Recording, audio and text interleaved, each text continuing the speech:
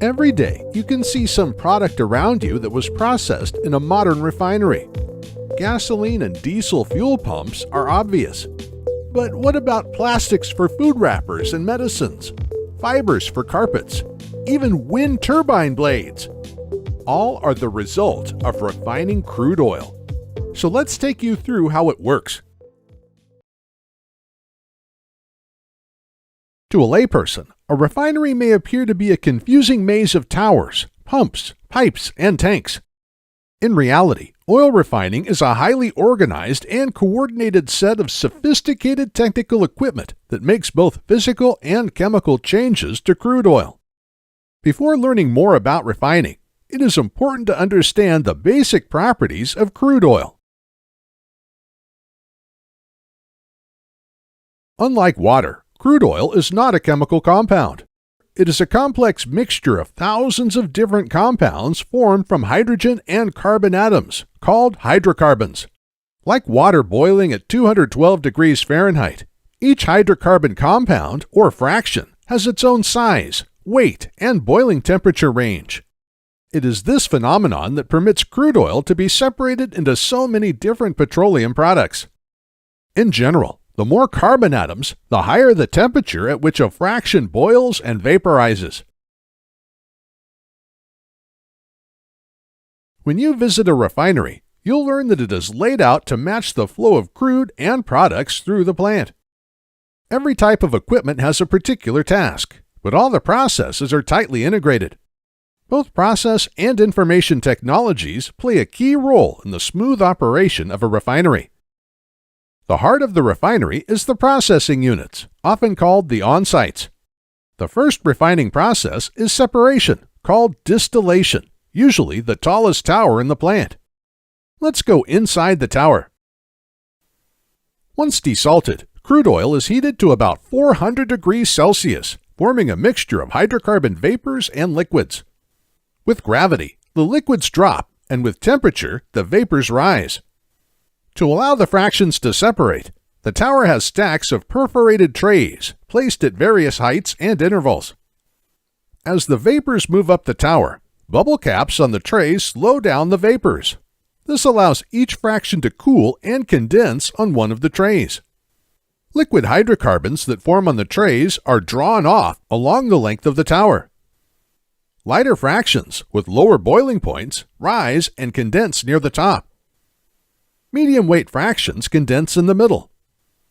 Heavier fractions with higher boiling points settle at the bottom.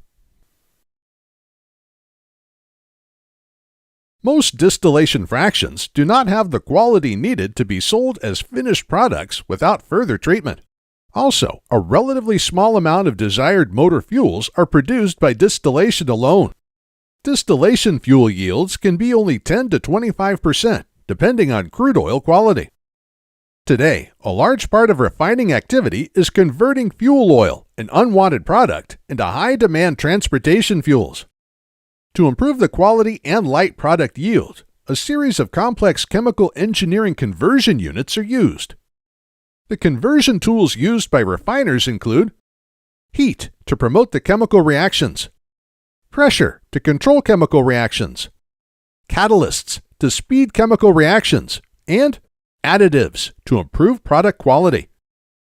One conversion unit, a reformer, that is used to improve gasoline octane will have millions of dollars of platinum embedded in its catalyst. Impurities must also be removed from the fractions through various treatment processes. A key impurity removed is sulfur, which causes corrosion in the plant equipment and fuel exhaust emissions. Finally, blending is performed to combine various fractions to meet specific product quality specifications.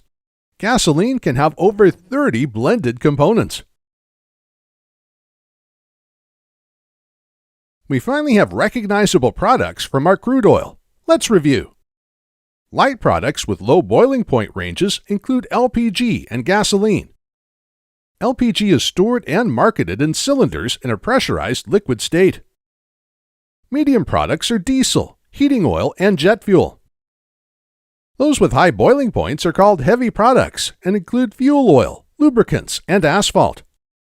Another major product called naphtha is used as a chemical plant feedstock to produce thousands of products seen every day, such as glue, toothpaste, plastic bags, disposable diapers, and even footballs.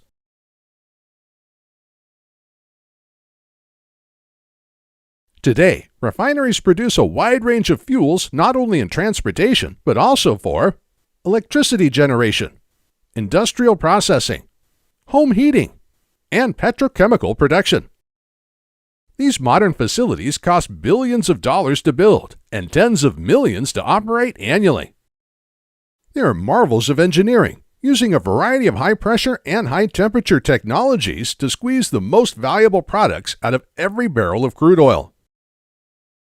We are announcing a new Advanced Introduction to Refining series from EKT Interactive, covering refining operations and business drivers. It includes 10 narrated and animated mobile-ready videos giving you over 2 hours of training. To learn more, please visit us at www.ektinteractive.com.